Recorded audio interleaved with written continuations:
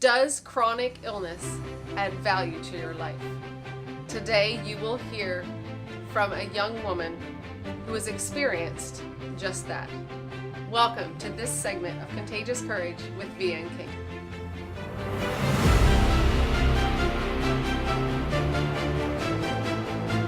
I am so excited to have Tanya Rust with me here today, and I want to start by saying that you've had some pretty traumatic life events happen within the last 2 years. I want you to tell us, first of all, a little bit about that experience. Sure. What it's been like and what it is. So, hello. So basically my whole thing started January 2017. I was teaching my first university course. It comes to a point where once I finish marking all the papers and assignments for this course, I had a headache, all this chronic stress building up from January till May of 2017 culminated in this weird headache. I felt off. So I then had an ear cramp like that whole day and the day before. I'm not used to this. This is like not normal. And then a few hours later, I couldn't blink my eye. And I was like, what is going on? And so then there was numbness in my face. By the time we ended up going to the hospital, which was at like 10:30 at night, it was just setting in and getting a little worse. And I actually had numbness all down my right side of my body. So they were checking for a stroke. They weren't sure what was going on. This is day 3 of, as you can see, I'm talking more out of the corner of my mouth. Eating is very hard, and my eye can't close on this side. For the most part, I have to tape my eye shut. So let's hope this gets better soon. Alright, so this is day 4, I think. We're Wednesday. Yeah, I've been crying, so my nose is red.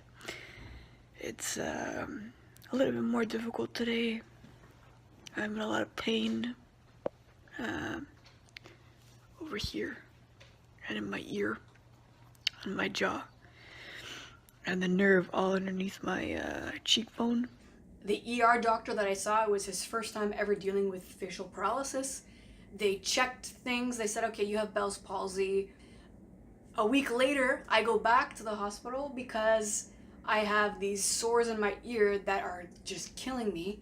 And then I'm told I have Ramsay syndrome, which is worse than Bell's palsy because you have shingles in your ear. So I'm like, wow.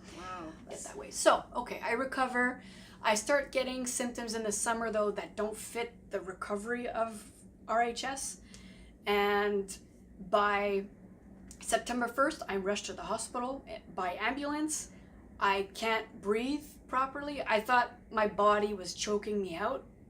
Internal medicine, ENT, and neurology, they don't know what's going on. They have the top minds of their whole departments not knowing what's going on. The day before I was discharged, luckily a neurologist came to see me who was just doing rounds that day, and I believe that was totally God. And he said that you have functional neurological disorder, which is where the brain and how it communicates to the body using the nervous system, it's confused. So it's sending out signals to your body that are not supposed to happen, but they're happening. So Tanya, it's been 2 years, and to look at you now, you would never know you had paralysis, and all manner of speaking, you look normal. With RHS and your neurological disorder, is there still symptoms? How is it that you manage that? Yes, I still have symptoms. Right now, you can't tell that I have symptoms because I'm concentrated on something, which is what's interesting about functional neurological disorder is that when you're concentrated on something, usually because your brain is distracted, it's not going to say, oh, okay, I'm gonna have a tremor on, in this hand, or I'm gonna, have a facial contraction that's gonna, warp my face or whatever, okay? I still have problems with my hearing. That's the main thing as well, like from RHS, from Ramsay syndrome, is the hyperacusis. So I use noise canceling headphones. So these are my good friends from both. So you just flick that switch and you put them on. And it's great because all the noise from outside right now is just buffered. Like I don't hear it. So it's great. But I don't wear them all the time. It's more just if I'm in a very crowded area so that I don't like freak out basically internally with my anxiety. And then my nervous system is on red alert all the time. So everything that's unpredictable or a surprise. But I've learned tricks with my neurophysiotherapist, who's really been a lifesaver in this area, because without him I wouldn't know what to do. The second part of the question was, how do I manage them? First of all, like I've learned to be compassionate towards myself. I'd say a year ago I was more like upset with myself when I'd have more symptoms happen in a day, or when I felt like, oh, these symptoms are kind of overtaking me. I still have days like that where I feel like, okay, today's a bad day, but I just allow myself to have that day. You know, like it's not a huge deal anymore, and I'm not mad at myself anymore for having symptoms because they're not my fault. I'm not putting them on. It's all involuntary. And so, Tanya, you're also a very successful young woman. And, you know, in the past 2 years, you've had a lot of things come at you. And while you've managed your symptoms really well, and you've been able to handle that, I want to know, how has this impacted you personally in your social life, but also in your career? So it's affected me like in every way possible. So I'm a more extroverted person. I lost my confidence like Career-wise, I've had to focus on my counseling practice. So I've opened up a private practice in counseling now as of last fall.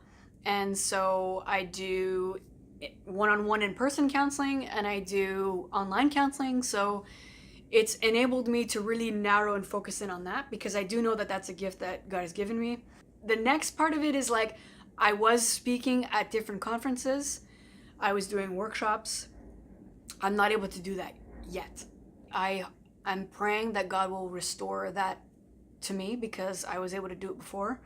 I do have a YouTube channel, so that is my outlet of like public speaking. A lot of people that are watching, whether it's a chronic illness or, you know, maybe it could be chronic depression, it could be something that they feel that's a barrier, that's just too much. What would be something that you would like to encourage them and say? Well, I would say that, listen, I know it's difficult right now. I know that it's tough. I think acknowledging that things are not okay is your first step, and then where you go from there, and choosing where you put your focus on. And I know that sometimes we can get really trapped in our heads and ruminate about a lot of different things, and just kind of keep playing scenarios of what we want our life to look like, and we're not there, and so why aren't we there, and like what's going on, and all these questions. I understand that. My journey looks different than yours, but we all have a story. I think as you continue to just accept where you're at and be okay with it, even though it's not the best of circumstances, then you can start to plot a way forward and start just reviving those parts of yourself that you feel are just like, whoa, right now. So, like, I just pray that you're able to find that inner strength and to find that communion with God that you need to also carry you through. And if you don't know what that looks like, then like comment below. Like honestly, like I think we're open to talking about this. One thing that this whole thing has taught me is living more in the present and not always thinking about like, where do I want to be in 5 years? Like, yeah, I can have ideas and it's good to have goals. Goals are important, but you also have to take care of yourself now. And so learning what self-care is for you would be a very important step as well to take alongside of all the other processing that you need to do. Tanya, I am so excited that I got a chance to meet you. You are so full of joy, and you have so much wisdom And I'm so honored to be a part of your journey. And there is a big ... at the end of this your story. And you know, I saw a YouTube video of you, and it's like you're praying for, you know, one day not being able to wear your sound canceling you know, earphones in public, and like whoever is out there listening and can pray, I don't normally do this, but I want you to be praying for Tanya. And I want you to be messaging her and telling her that you're praying for her, because like anything chronic, anything pain, like, yeah, we're in this world, and there's pain everywhere. And it's so not fair, is it? Like when you think about it. It's not fair. But it's how we manage it, and we need each other together. And so, you know, I put a request out to you guys that if you want to encourage Tanya, want to say, yeah, hey, I'm praying for you, because we want to let you know that I'm praying for you, and that we will be praying for you to have even more abundant living than what you've learned to cope with right now. And that you've managed it so well, and that God is using you in this moment, not just when things are better. When things are better, you've managed it so well, and I'm so honored that I've been able to meet you and just share a little bit of your story with others. And I know that this is just the beginning. Thank you. Yes. Oh, well, thank you. Here in Montreal, Quebec, saying, not to us, O Lord, not to us, but to you in your name goes all the honor and glory for your unfailing love and faithfulness. Until next time, bye.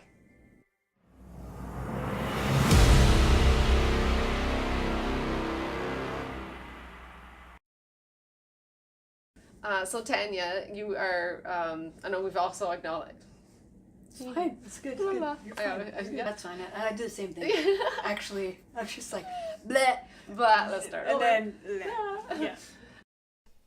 I think it really humbles us if we had a large ego before things happened to us, before we got sick, etc. I think it changes that.